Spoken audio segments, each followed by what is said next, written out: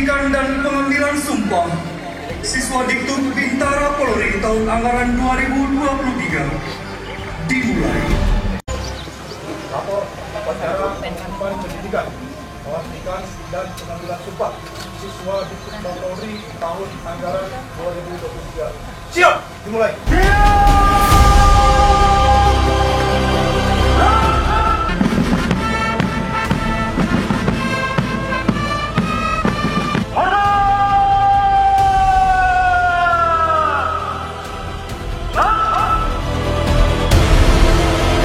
Kesehatan serta kekuatan lahir dan batin untuk hadir di tempat ini dalam rangka melaksanakan upacara penutupan pendidikan pembentukan Bintara dan Tamtama Polri gelombang 1 tahun anggaran 2023 yang telah berhasil menyelesaikan seluruh rangkaian pendidikan pembentukan selama 5 bulan di Lembaga Pendidikan Polri dengan baik dan mengantarkan saudara secara resmi pada hari ini dilantik menjadi anggota Polri dengan menyandang pangkat Brigadir Polisi.